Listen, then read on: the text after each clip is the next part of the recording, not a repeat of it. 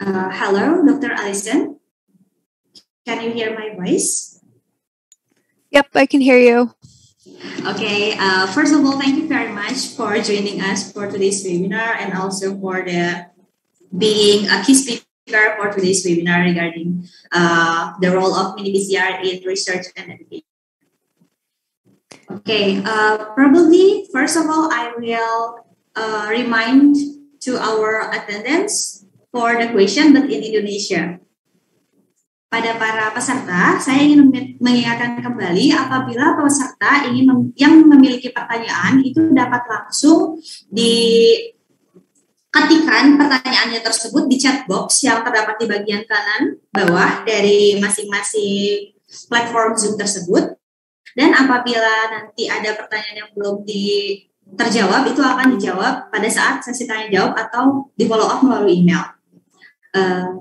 So, Dr. Allison, I already introduced you as a speaker for today's webinar, and also I already remind our attendants for the question that they might have to click or to type in the chat box. So, if there is no further questions, I think I will let you to present for your presentation. Thank you so much for inviting me. My name is Allison, and I work on the curriculum team at Mini PCR Bio. Before that, just for context, I was a high school biology teacher, and before that, I was a molecular biologist. Today, I'm going to share some of the resources from Mini PCR Bio to support teachers in COVID education. Oh, 1 second. As you just saw, Mini PCR's overarching goal is to make biotechnology more accessible. We make biotech equipment that's used by scientists in labs, in the field, and as you saw, even on the International Space Station. But the thing that we'll focus on today is the other major focus, which is to make biotechnology more accessible for students in the classroom. All of our equipment is designed with classroom use in mind, and we also offer innovative lab activities and lots of free educational resources to support teachers in bringing biotechnology to the classroom. Today, we're focusing on educational resources related to COVID. First, we'll talk a little bit about the different types of COVID tests. Then I'll give you a preview of a soon-to-be released lab that focuses on COVID testing. And finally, we'll talk about free educational resources from Mini PCR that teachers can use to engage their students on COVID. So first, for the background. For most of the presentation, just so you know, I'll be using slides that were mentioned in the presentation before that were developed for teachers to use in their classrooms as a demonstration of how you could introduce these topics to your students. For students to understand how different COVID tests work, it's useful for them to have a really basic understanding of viral structure and function. Viruses are pretty stripped down and they only have two major components: a DNA or RNA genome that's enclosed in a protein coat or shell. Some viruses also have a lipid layer around the protein shell, but not all of them. Again, this is a slide that we use just to give students basic background information on what happens when a cell is infected. As you know, viruses basically hijack host cells and force them to make copies of the virus. The details can vary with different viruses, but the big picture is the same. The virus needs to get its genetic material into a host cell, and then the host cell makes new copies of the virus, and those new viral particles leave the cell and go on to infect other cells. Viruses engage with host cells by binding to receptors on the cell surface, and this is something that students often get confused by. Why would human cells express a receptor that would allow a virus to get into the cell? But that's the beauty of viruses. They've evolved to have these surface proteins that bind to host cell receptors that have some other function in the host cell. It's kind of like a Trojan horse. They trick the cell into letting the virus in. Once the virus is inside the host cell, the protein coat is shed, and then you just have the viral genome left. And the sinister thing is that the host cell is tricked into using this viral RNA or DNA to make new copies of the virus. The host cell has all the machinery that you need to copy DNA and express proteins, and the host cell makes all of the viral proteins and copies the viral genome. The new viral particles then come together and exit the host cell to go on and infect other cells, either in the same organism or in other organisms. And this is what's happening in your body when you have an active case of COVID-19, the disease, which is caused by infection with the virus SARS-CoV-2. As we all know, it's really important to quarantine yourself if you're infected to prevent the spread of the virus to others. And this brings us to COVID tests. Again, this is background information that we provide for students. I found that there's a lot of confusion with students and also adults, actually, on the different types of COVID tests. At the broadest level, there are two types of COVID tests. You have antibody tests, which look in your blood for antibodies that indicate if you've been exposed to either the SARS-CoV-2 virus or a vaccine. But the really important thing to understand is that antibody tests only tell you if you've been infected in the past. They can't be used to diagnose a current infection. If you want to diagnose an active infection, you need a viral test. And there are two main classes of viral tests. The first is a nucleic acid test, which, as the name implies, detects viral genetic material. And the second is an antigen test, which detects viral antigen surface molecules on the virus. Nucleic acid tests and antigen tests have different strengths and weaknesses. Nucleic acid tests are more sensitive, but antigen tests tend to be faster and cheaper. Because nucleic acid tests are the gold standard for SARS-CoV-2 detection, the lab that we're talking about today focuses on nucleic acid tests. Specifically, we'll be doing a PCR test. Again, this is background information for students. The basic idea is that PCR allows scientists to detect genetic sequences from specific pathogens like viruses. If we test a patient sample and detect genetic sequences from the SARS-CoV-2 virus, then we know that the patient is infected with the virus. The first step in the procedure is to collect a sample from the patient, and for a respiratory virus like SARS-CoV-2, it's typically a nasopharyngeal swab. We're probably familiar with this, all of us. That swab will contain a lot of genetic material. Some of it will be from you, and there will also be genetic material from any bacteria or viruses that were present in your nose. But since we're testing for COVID, the only thing we care about is whether the SARS-CoV-2 virus is present, and that's where PCR comes in. PCR allows scientists to start with a complex DNA sample and make billions of copies of a specific DNA sequence, and this is incredibly helpful in molecular diagnostics. In a SARS-CoV-2 PCR test, the analysis starts with whatever was on the patient swab, human cells, viruses, bacteria. But we only care about the SARS-CoV-2 virus. And that's where PCR is powerful because it allows us to home in on just a genetic sequence that is unique to that virus that we're testing for. And PCR will make billions of copies of that sequence, which we can then use for analysis. There's one other consideration when using PCR to copy viral genetic material, and that's that PCR copies DNA. But some viruses have RNA genomes, and so when testing for an RNA virus like SARS-CoV-2, an intermediate step takes place where the viral RNA is copied into DNA before doing PCR.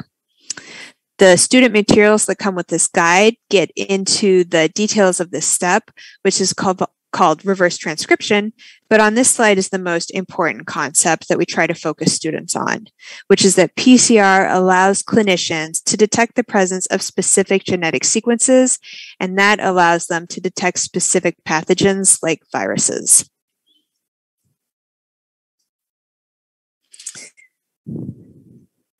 So we are going to have a three-step process basically in most PCR tests for SARS-CoV-2. You collect the patient sample, you extract and process the genetic material, and that includes that step I just told you about, reverse transcription, and then you use PCR to amplify a specific viral gene. But there's one more thing here, which is that you need to be able to visualize the results of the PCR. One option that you already saw in the previous presentation is that you can run the PCR products on a gel to see if the viral gene was copied. But for viral diagnostics, scientists typically take a different approach. And this is called Qpcr or quantitative PCR. And I would say before, most people hadn't heard of it, but now because of COVID testing, most people have at least heard of Qpcr. As you know, Qpcr copies DNA just like in PCR, but the difference is that it also incorporates a fluorescent dye or probe that binds to the DNA. The more DNA, the more dye binds, and the brighter the signal. Qpcr machines measure the fluorescence as a PCR reaction runs, and it allows scientists to calculate the relative starting concentration of DNA, hence the quantitative in quantitative PCR. This is helpful for virus testing because it can allow you to estimate the viral load. So to be clear, Qpcr machines combine PCR amplification and fluorescence detection in one machine. And Qpcr is the gold standard for molecular diagnostics, including SARS-CoV-2 detection. Like any PCR test, it's very sensitive and can detect tiny amounts of virus. Another big benefit is that typically the entire test happens in a single tube and the test can be automated, which reduces the risk for contamination or other sources of human error. Finally, Qpcr does allow the viral load to be calculated. But there are definitely drawbacks. The first is that Qpcr machines are quite expensive, and they're also very large, like the size of a large printer at least, and they're very delicate, meaning that they are not portable. SARS-CoV-2 testing that uses Qpcr usually has to happen at a centralized lab facility. But sometimes the results for molecular diagnostic tests don't need to be as quantitative as Qpcr. The results of Qpcr tests for SARS-CoV-2 are reported as positive or negative. And the most important thing for patients to know is whether or not they're infected with the virus so they can take measures to quarantine. A low-cost alternative that I'll show you today is to split the two features of the Qpcr machine, the PCR amplification and the fluorescence detection. This allows for the use of a standard thermocycler, and models like the mini PCR thermocycler are both affordable and portable, which is great for point-of-care testing or classroom use. Once the PCR is complete, the samples can be moved to a second device to observe the fluorescence. Today, I'll show you how I'm using this P51 molecular fluorescence viewer to observe my PCR reactions, and this thing costs less than $30 US. This setup maintains two of the important benefits of Qpcr in that the assay is incredibly sensitive and also happens in a single tube. Plus, while the data is only semi-quantitative, as you'll see, the method is more than sufficient as a diagnostic tool. The tools are also low cost and portable. You're going to see me demonstrate the method right now from my home office. I am not in a fancy lab. So now that you know what technology we'll be using, I'll give you a preview of our brand new COVID lab. It's not released yet. You're the first people to see it. So as we just discussed, in this new lab, students used a modified Qpcr procedure to test fictional patients for SARS-CoV-2 infection. The lab is a really great way to teach about COVID testing using low-cost equipment. This is the same overview of a SARS-CoV-2 PCR test that we were looking at before. For this lab activity, we pick up the procedure at step 3. So the simulated patient samples have already been processed and all we need to do is use the DNA as the starting material for our PCR test. The lab is written for students, so it has a scenario. The scenario is that you work at a COVID testing site at a small international airport, and you're testing a family of 4 that just returned from a 3-week international trip. One of the family members developed COVID symptoms while on the plane, but we're going to test the whole family, and the goal is to determine if any of the family members are infected with the SARS-CoV-2 virus. To accomplish this, students will PCR amplify the SARS-CoV-2 specific genetic sequence from the simulated patient samples, and then visualize the samples using blue light illumination to check for fluorescence. Today, you'll see me do that with the P51 viewer. And then based on that information, they can diagnose the fictional patients based on the results of the PCR. Students set up 1 PCR for each patient. And remember, we're trying to detect whether there's SARS-CoV-2 genetic material present in the patient's sample. The PCR will specifically copy the SARS-CoV-2 DNA, and then we'll be able to detect it because we're using a fluorescent DNA dye. So if a patient's sample fluoresces, it tells us that the PCR copied the SARS-CoV-2 DNA and that the patient is infected. On the other hand, if the patient's sample does not fluoresce, it tells us that the PCR did not copy the SARS-CoV-2 DNA because it wasn't present, and that tells us that the patient is uninfected. We wanted the assay to be very straightforward for students to interpret. Another important part of the curriculum is for students to understand the importance of controls, which are really important in diagnostic testing. And we present it to the students this way, to imagine hypothetical scenarios. So what if students did the PCR and when they visualize the results, there's no fluorescence? It could be good news. It could mean none of the patients are infected with SARS-CoV-2, or it could mean that we messed up. Maybe the PCR didn't work. To tell the difference, we need to include a control sample to ensure that our test is working correctly. A positive control, as you know, is a sample where the test result is known to be positive. If we get a negative result from our positive control, it tells us that something went wrong with the test and we need to redo it.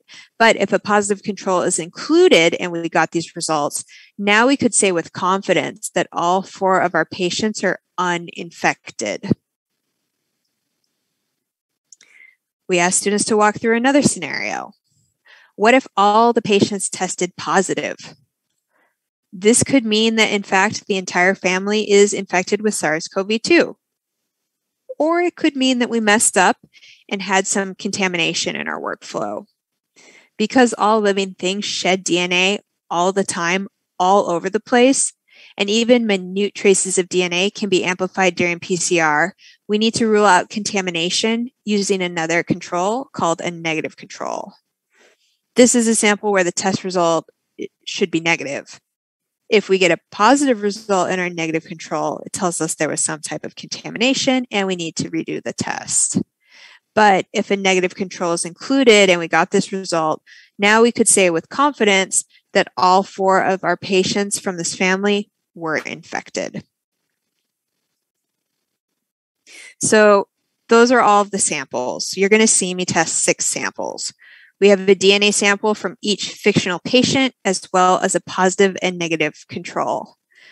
And I want to make sure that I'm being very clear that this is a simulation.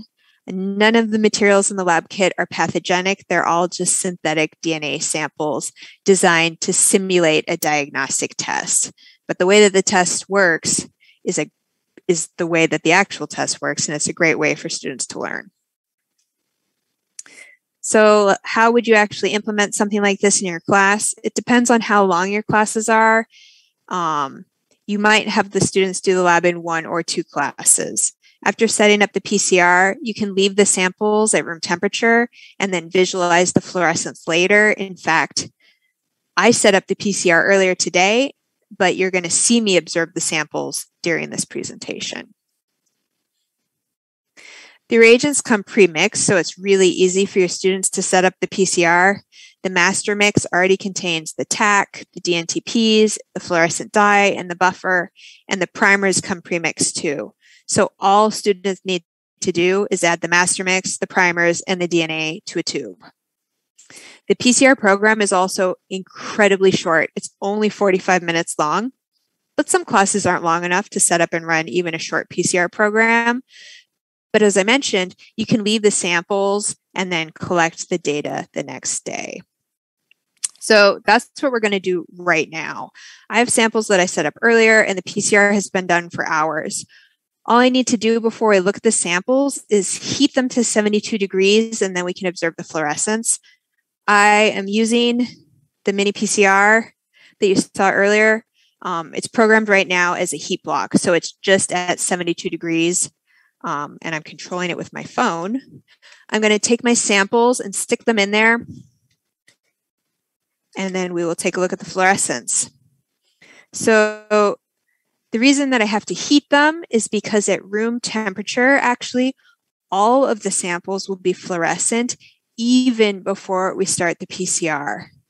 This is because at room temperature, that's actually cool enough that the primers that are used in the PCR can bind to each other and create double-stranded DNA, even though they're not complementary. Then the DNA dye will bind the primer duplexes and emit fluorescence. But if we heat the samples to 72 degrees, the primers will denature and be single-stranded because they're very short, but the DNA that was synthesized during the PCR will remain double-stranded because it's longer. So that's why we need to heat our samples to 72 before observing fluorescence. They've probably been in there long enough. I have my P51 Fluorescence Viewer here. It is very low tech. It is a cardboard box, but it's amazing. It has a blue LED light in here, and then you can see there's like a cardboard tube rack, and then there's an acrylic filter here, so we can observe the fluorescence. It comes with two different filters, so you can observe green and red fluorescence. I'm going to take my samples out, put them in, and hold it up to my camera as fast as possible. So you can see that some of the tubes are super obviously extremely bright green, and some of them aren't. Remember, there's 6 samples, but this is a strip of 8, so the 2 last tubes are empty. So this is what the data would look like to students, and then I'll show you a photo that I took earlier where we can really walk through the results the same way students would when they're grappling with how to interpret this. So the photo is just easier to see because I took it in a dark room, so there isn't glare. But even with the webcam glare, you can see that these results are very easy to interpret. Of course, we should always start by checking the controls. The positive control with the plus is very brightly fluorescent. That's really obvious. The negative control is not fluorescent. Students might think that it looks like a little tiny bit fluorescent, but that's just background. That's why you always need to include a negative control. It's a good thing to teach students that it's all comparative. So first up, we have patient AH. That was the person who had COVID symptoms. If we look at their tube, my computer's frozen. There we go. If we look at their tube and compare it to the controls, we can see that patient AAH is positive because their sample is brightly fluorescent. It is glowing green.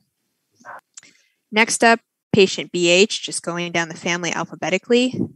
Following the same procedure, we can determine that patient BH is also positive because their sample is brightly fluorescent. Same thing for patient CH. We designed it this way on purpose because it's a nice illustration of the fact that many people who are infected with SARS-CoV-2 can be asymptomatic. So even though patient BH and CH didn't have any symptoms, they have tested positive for the virus. Finally, we had patient DH. Comparing their samples to the two controls, we can see it's not fluorescent. It looks like the negative control, which means that that patient is negative. That's not actually surprising that a family that's been in very close contact would have multiple members who tested positive. The most important thing is that these 3 people know that they should quarantine to prevent further spread of the virus. I really like this lab setup because it's quick and easy, but you can also take the lab further by having your students collect data over time to model Qpcr. We recommend that you check your samples every other cycle, starting at cycle 10, but I'm only going to show you pictures from a few time points to give you a sense of the data. So the PCR program is 30 cycles. Here I paused the PCR after I had finished cycle 12, and then I took the tubes out and put them in my fluorescence viewer and ran into a dark room and took a picture. What you see is that after cycle 12, there's no fluorescence yet. And this isn't surprising since we're starting out with a small amount of DNA and a certain amount of amplification needs to happen before there's enough DNA present for the fluorescence to be detectable. Moving forward 4 cycles to the end of cycle 16, we can now start to see dim fluorescence in AH, CH, and the positive control. Moving forward another 4 cycles to the end of cycle 20, we now see bright fluorescence in AH, CH, and the positive control. And we can also see that the fluorescence has become observable in sample BH, but it's not as bright. And then if we go forward another 4 cycles to the end of cycle 24, we can see equally bright fluorescence in AH, BH, CH, and the positive control, which suggests that the reaction has plateaued or reached the upper bounds of the range of our DNA dye. So you can use a semi-quantitative measure to assess the fluorescence levels. Here, I'm just using a really simple scale where 0 is no fluorescence, 1 is dim fluorescence, 2 is moderate fluorescence, and 3 is full fluorescence. We'll use cycle 20 as an example. I scored it this way. AH, CH, and the positive control, I said was 3 full fluorescence, and I rated 1 BH as 1 dim fluorescence. And I did this every other cycle starting at cycle 10. So every other cycle, I paused my PCR machine, took my tubes out, put them in the fluorescence viewer, gave them a quick score, put my samples back in the PCR machine, and told the PCR to continue. The data, even though this is like really a crude way to quantify, looks pretty good. So we'll start just looking at the control samples. The PCR cycle number is on the x-axis, and fluorescence using that really rudimentary scale from 0 to 3 is on the y-axis. You can see the negative control in orange stays flat, while the positive control in purple shows a somewhat exponential curve until reaching a plateau. And I really think this is not bad, considering that the scale is semi-quantitative and I was just estimating the fluorescence using my eyes. Now I've layered in the data for patient AH in yellow. It overlaps exactly with the positive control sample. But the interesting part comes when we look at patient BH. The shape of the curve is similar, but it's shifted to the right. Basically, it took longer for the fluorescence in sample BH to be detectable. If you're familiar with Qpcr, you know that the cycle at which fluorescence is first observable is called CT, for cycle threshold, and a reaction CT is directly linked to the starting concentration of the target sequence. So what this tells us is that there was less viral DNA in patient BH's sample than in patient AH's sample. The lab guide really walks students through all of these comparisons and includes some basic calculations, but I just wanted to give you a quick sense of the type of data that you can generate using these low-cost tools. Is it as beautiful as a real Qpcr machine? No, but honestly, it's pretty good. So just to summarize this lab, it has a lot going for it. It's set up as an engaging case study while also teaching students about the principles of COVID testing, and it only uses low-cost equipment.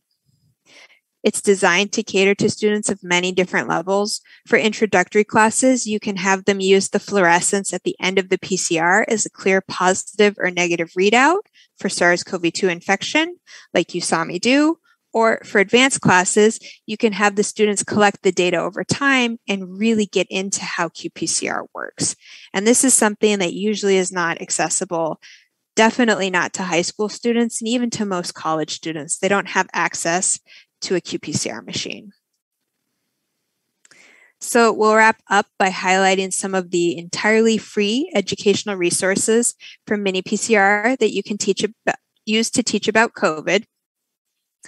If your students are new to biotech methods, we have lots of free resources, including videos and student worksheets, micropipetting, PCR, and electrophoresis. And these are all free to download.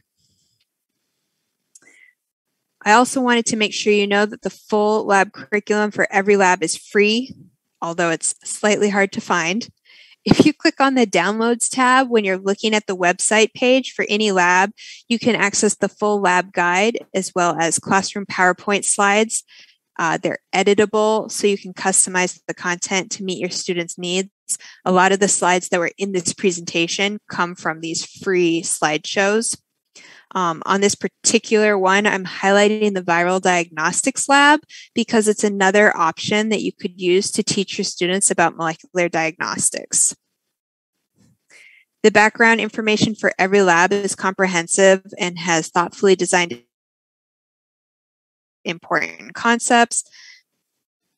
And the labs come with extension activities that let advanced students dive deeper into the lab. For example, the Viral Diagnostics Lab has an extension activity where students use genetic data to track viral outbreaks. Especially with all the coverage of new strains of SARS-CoV-2, this is a really great way to get students engaged with looking at evolution at the sequence level. We also have complete demos of nearly all of our labs that you can watch for free. This lets you see the protocol in action, and you could even have your students watch the videos and then interpret the data from the webinar so they could get some lab experience if they were in a remote learning situation. This is a screenshot of my coworker walking students through the results of the Viral Diagnostics Lab. In the Viral Diagnostics Lab, students use gel electrophoresis to test patients for infection with the seasonal flu and a fictional emergent virus called NICV. We also have lots of resources that are specifically related to COVID-19. We have a whole landing page, and I'll give you a link to the landing page at the end of the presentation. I'll just highlight a few of the things that you'll find there. We have a series of excellent webinars covering SARS-CoV-2 genetics, Qpcr and COVID testing, the science of vaccines in general, and COVID-19 mRNA vaccines specifically. And the last thing I'll tell you about are DNA dots because they're a great resource. DNA dots are 2-page explanations of molecular biology topics written using non-technical language, and they come with review, critical thinking, and discussion questions. So they're a great prepackaged assignment for students.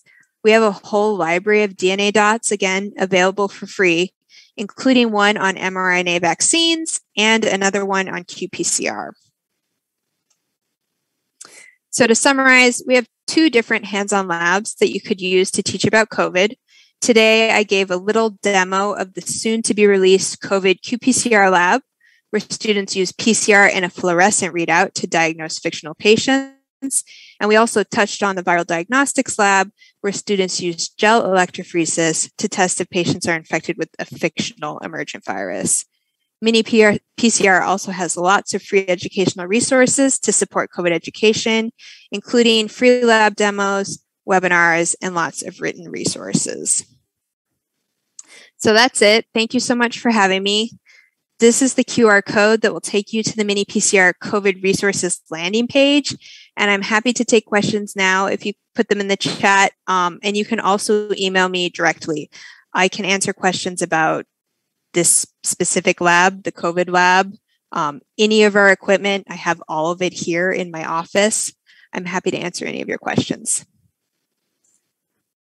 Okay, thank you very much, Dr. Allison, for the great explanation. And also this is so interesting. I mean, so everyone can try and also can learn how do COVID-19 testing, even though they don't have the real-time PCR machine, right?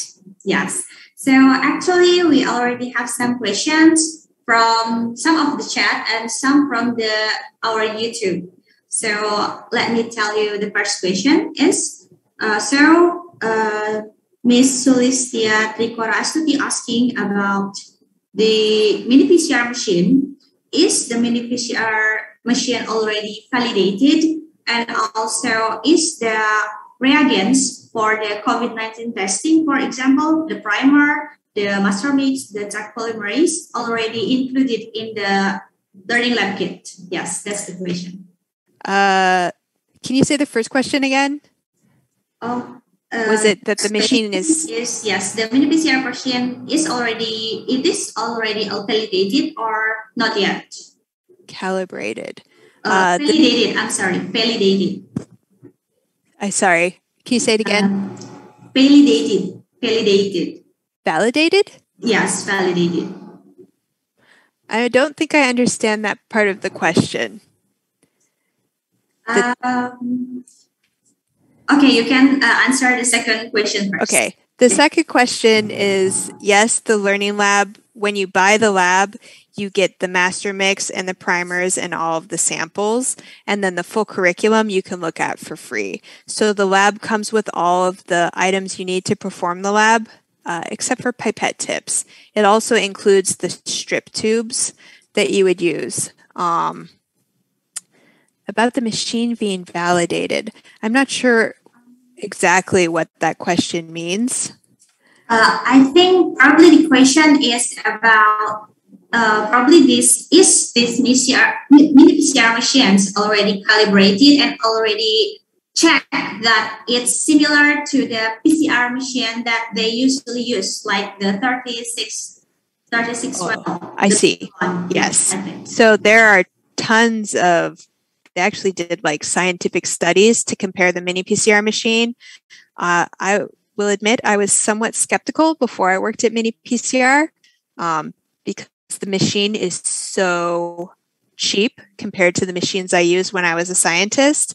But they've done all the testing to show that even though it only cools with the fan, it thermal cycles extremely quickly, and they've shown no difference in performance for PCR amplification in multiple settings. And people have used them for diagnostic testing too.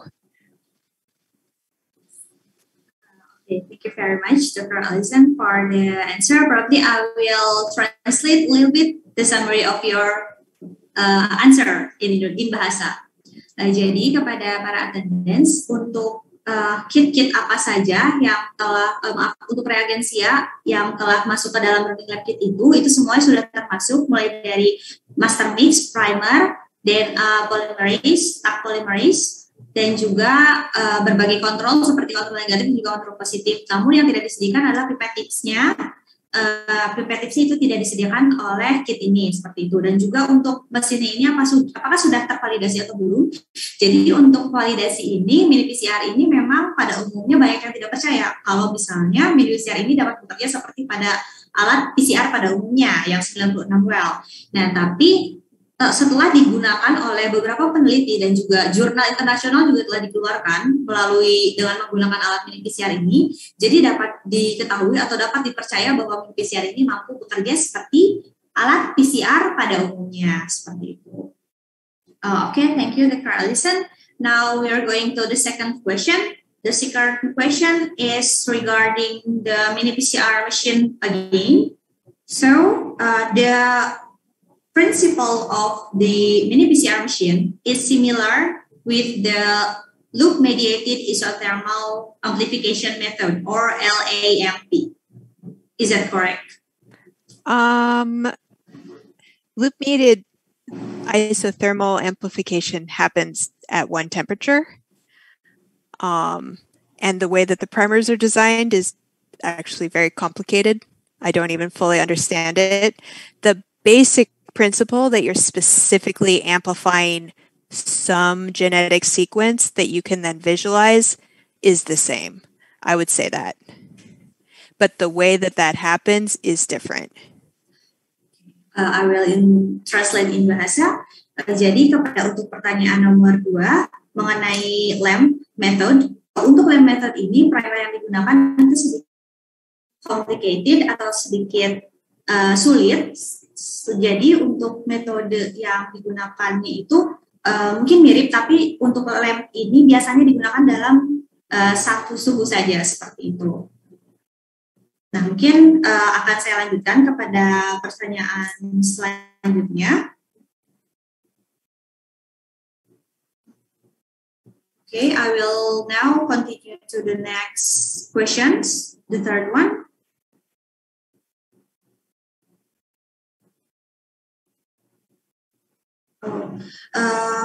Regarding the mini PCR again, is it possible to use mini PCR machine for doing the reverse transcriptase from RNA to cDNA? Is it possible using the mini PCR? Yes. The mini PCR machine is incredibly flexible in that you can program it like basically to do almost anything you want with temperature. So you can thermocycle it, or you can have it hold at a certain temperature, which is what you would do for a reverse transcription reaction. So you would have to take the samples out when it was done and then process them separately, set up the PCR and stick it back in. But you could indeed use this machine for the whole process. Okay, also there's another questions regarding continuing your presentation regarding P51, the fluorescent viewer. Could you check, or could you please present again or show what is the P51, because some of the audience also really interested regarding the P51 fluorescence viewers. Yeah, so the P51 fluorescence tool, they come flat actually. They're flat and then you build it. So it's made out of cardboard, but it's really durable. I've been using this one for years. I'm pretty sure I could even sit on it and it wouldn't get squished. It has inside a blue LED, and then it also has this acrylic filter, which is changeable. There's 2. And so when you put a sample in there, you can see that it gives you really easy fluorescence visualization. And the best thing about it is that it only costs $30 US, less than $30 US. So it's really good for classroom use. I mean, you could use it in the field. There are all sorts of ways that you could visualize fluorescence, but these are super convenient and they're so cheap. And we also have an entire suite of labs actually that use this fluorescent visualizer and don't use PCR, just because there are so many applications in biology where you're looking at a fluorescent readout. So there's a whole selection. They're called P51 Glow Labs. They're great. Okay, thank you very much for the answer. I will now translate in bahasa. Jadi untuk pertanyaan dari Bu Bevi Lydia yang untuk mendeteksi dari transkripsi balik atau reverse transcriptase dari RNA ke cDNA, apakah bisa dengan menggunakan PCR ini? Jawabannya iya bisa. Dan lalu untuk mengenai cek alat untuk pengecekan fluoresensinya, seperti yang tadi dijelaskan oleh Dr. Alison, bahwa kami dari mini PCR juga menyediakan alat untuk pengecekan fluoresensinya, yaitu dengan menggunakan P51 Glow Labs, atau yang nanti akan mampu memvisualisasikan hasil fluorescence yang telah digunakan misalnya dari lab kit yang telah dijelaskan tadi, yaitu tentang COVID-19 testing seperti itu. Nah, jadi alat khususnya itu adalah P51 Glow Labs dari mini PCR. Also, we continue for the next questions. In the chat, there is I think Mr. Nur Cahyo. He's asking, is it possible to substitute the PCR kit with another general PCR kit that commonly found in the market? can you explain briefly about the flex real-time PCR that can be used in mini PCR? Thank you. Yes, the question is from the chat in the Zoom. Oh yeah, I see it. You can see it, yes. You can substitute any PCR with the machine. It can do any type of PCR. You could use reagents from any other place and it works. For the flex real-time PCR, I assume to be clear, the mini PCR machine doesn't do real-time visualization. It doesn't have the capacity to observe fluorescence, but you can simulate Qpcr either by programming it with a flex protocol, or you can just watch the program running and then manually pause it when you get to an observation point. So the way that I collected the real-time-esque data that I showed in this presentation was as soon as one of the cycles was over during the extension period, I just hit the pause on my phone because I'm running the PCR program off my phone. And then I took the samples out, visualized the fluorescence, and then put them back in. You can also program the machine so it has pauses between the cycles, but I didn't bother to do that. I hope that answers your question.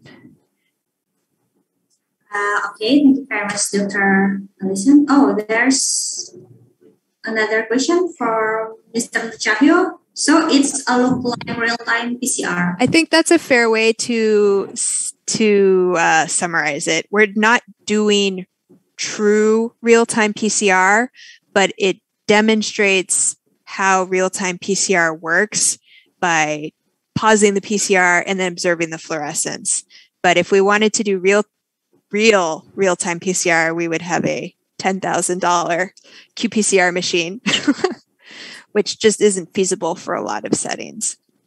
So it doesn't give you amazing quantification, but it certainly allows students to see how Qpcr works and the curves that you get as the fluorescence changes as the cycles progress. Yeah, close enough. For education, absolutely close enough. Okay.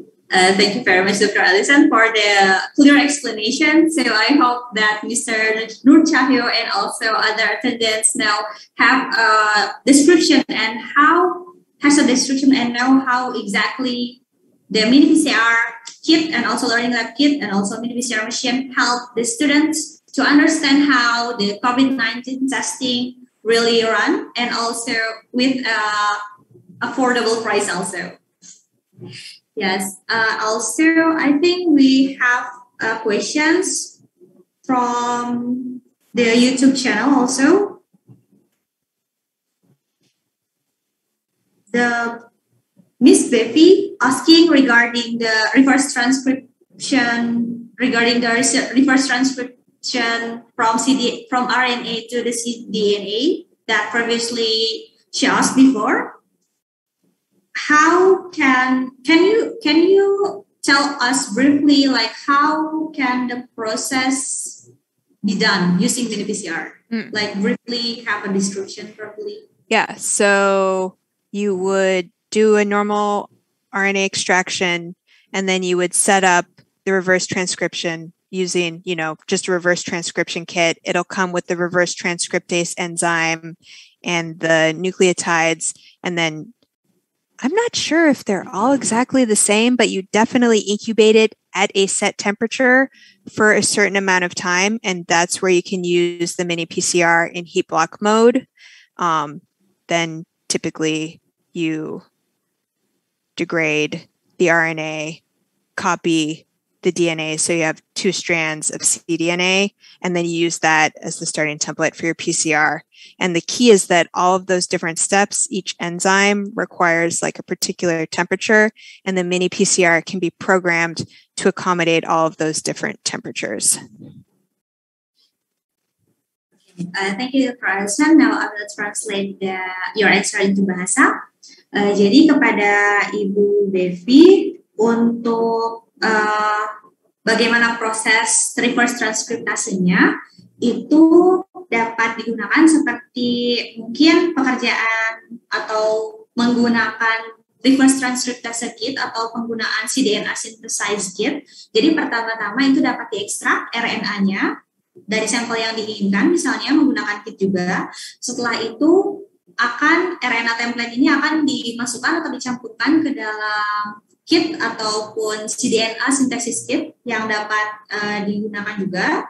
Lalu setelah itu dapat juga diinkubasi sesuai dengan protokol yang terdapat di cDNA synthesis kit tersebut dengan menggunakan baik itu kit block protokol yang ada di mini PCR ataupun PCR protokol seperti itu. Dan selanjutnya setelah cDNA tersebut terbentuk dapat digunakan untuk kebutuhan pengecekan sesuai dengan penelitian atau objek yang akan digunakan atau diteliti seperti itu.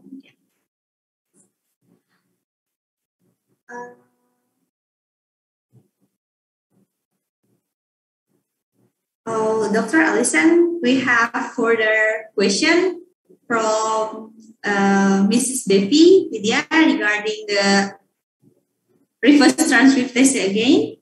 Therefore, she's already bought the mini 8 from mini PCR that contain 8 samples. So the further question is there another instrument that can be used to check the RT?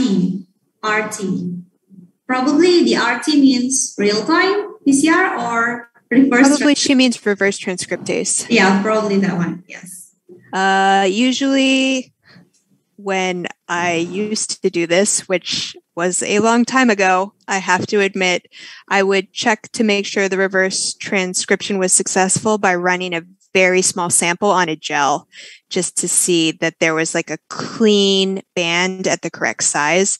And you could use any gel electrophoresis apparatus to do that, including our portable blue gel, the little tiny one, can definitely run a sample like that. Okay, I will translate your answer into bahasa.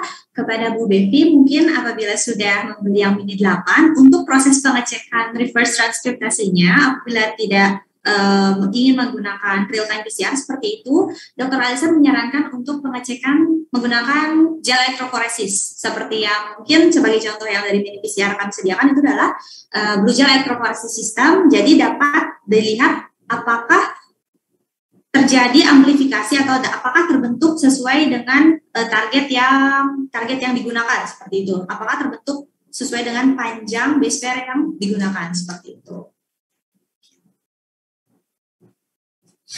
Okay, probably we have the next question. I think the attendance is really interested regarding this mini PCR and also learning lab kit. Another question is from Irma Maria.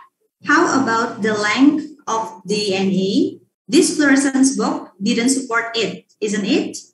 If I want to know about the length, what the next to do? The length of the PCR product?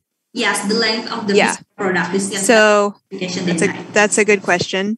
So a downside of using a non-specific DNA dye as a fluorescent readout like this lab does is that you would probably want to verify that PCR did amplify the correct size.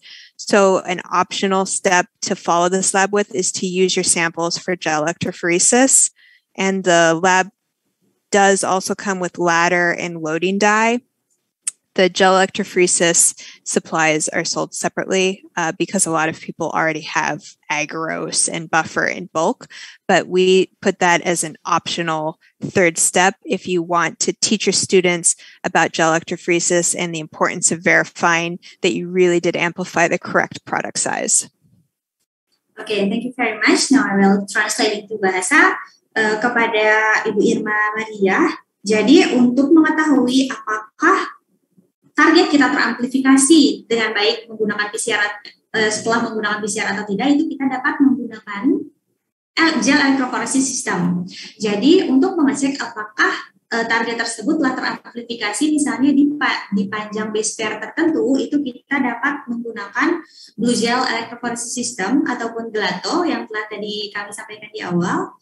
Dan di sini kita di PCR kit ini yang tentang COVID-19 ini kita telah menyediakan selain master mix dan primer dan DNA polymerase-nya, kita telah menyediakan DNA ladder dan juga loading die-nya. Tapi untuk agarose ataupun buffernya seperti TBE atau TAE itu disediakan atau dijual terpisah karena pada umumnya user itu telah mempunyai barang-barang tersebut seperti itu. Karena itu memang umum digunakan di bidang biologi molekuler ini. Seperti itu. Okay, with the second probably I will check the other questions from the YouTube.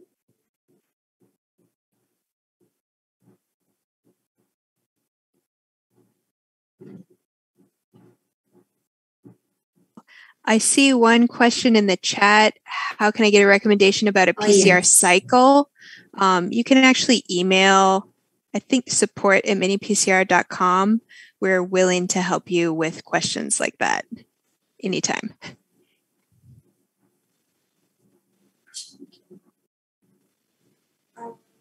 I think, yes, the question is already answered. Let me check first.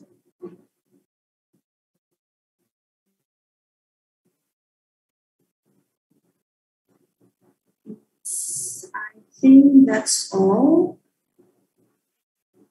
for the questions that we have. Okay, wait a second. I will check again, probably. Oh, I apologize. There's another question from Almira in the chat box. What is the cleaning or disinfecting procedure after using the mini-PCR for testing? And how does the mini-PCR hold up if multiple consecutive use? Also, is there a video that can show us how the mini-PCR software operates? Thank you. Yeah. So for the cleaning, disinfecting, if you're using it for like actual clinical diagnostic testing, you should follow the exact same guidelines. Like in the US, I would look at the CDC and the FDA guidelines. They have really specific instructions about how to disinfect equipment in between test runs, and you can use those same procedures for this machine. The electronics function the same as other larger PCR machines. How does it hold up for multiple consecutive uses? Similar to any other full-size PCR machine. People use scientists use these in their labs and will run them back to back to back to back, because then you don't have to compete with anyone else for the PCR machine. It's like you have your own little personal one. And is there a video that shows you how to use the software? Yes, there is a video. I'm just trying to think. They were updating it, so it might be off of our YouTube channel right now. But if it is, it will come back very shortly. It has a video tutorial that walks you through the software. It's very intuitive for younger users. I would say like my students can program this faster than me because you program it off a smartphone. But it's basically the same as any standard PCR machine in the way you put in the information. The only thing that's different is that the interface is more graphical. So while the PCR program is running, it shows you, like if it's denaturing, it has a little animation that shows you DNA strands separating. But that, if it's not on the YouTube video, is not up now, it will be very shortly. And you can also contact us and we can walk you through how to use the software too. Thank you very much for the answer. Now I will try to translate your answer into bahasa. Kepada Ibu Almira, mungkin mengenai cara proses pembersihan atau disinfecting prosedurnya setelah menggunakan mini PCR, itu dapat digunakan atau dapat mengacu kepada bagaimana proses ataupun apabila terjadi proses-proses atau menggunakan bahan-bahan berbahaya sesuai dengan acuan yang telah ditentukan pada setiap bahan-bahan berbahaya tersebut gitu. Jadi dapat mengacu kepada protokol untuk menghindari misalnya iritasi atau pada kulit manusia misalnya atau pada alatnya sendiri tersebut seperti itu. Nah, untuk yang kedua itu bagaimana mini PCR itu dapat digunakan. Nah, jadi untuk mini PCR ini memang sangat dapat digunakan secara terus-menerus seperti itu, dan juga untuk bagaimana tata cara penggunaan mini PCR ini kami telah menyediakan untuk bagaimana tata caranya di YouTube, kanal YouTube dari Mini PCR sendiri, yaitu Mini PCR Bio. Mungkin dapat nanti para Bapak dan Ibu cek di kanal YouTube Mini PCR Bio. Jadi di situ terdapat bagaimana cara menggunakan software dari Mini PCR ini, serta akan kami cek juga apakah ada update-nya untuk bagaimana cara menggunakan.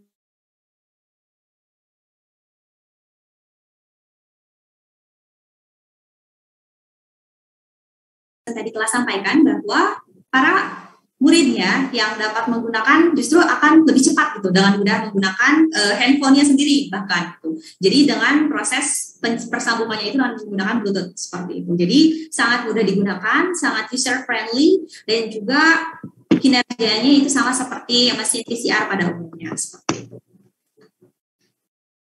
Ya, I think I see one more. Are the data acceptable for publication in scientific journals? Oh, yes. Absolutely. If you look at our website, there are links of select papers that have used the mini PCR. I think the most impressive ones are like most of the papers that have come off the International Space Station. All of that research uses the mini PCR, which I think is really cool.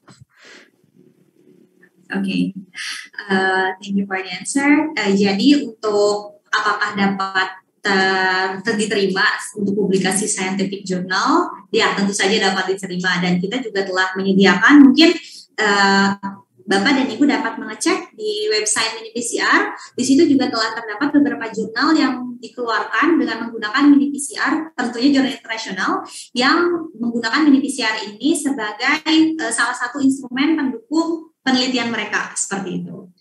Nah, mungkin sudah tidak ada pertanyaan lagi, dan mungkin akan saya sampaikan beberapa sedikit summary mengenai webinar pada sesi pertama ini. Dr. Allison, probably now I will tell the audience about the summary of your presentation in bahasa briefly.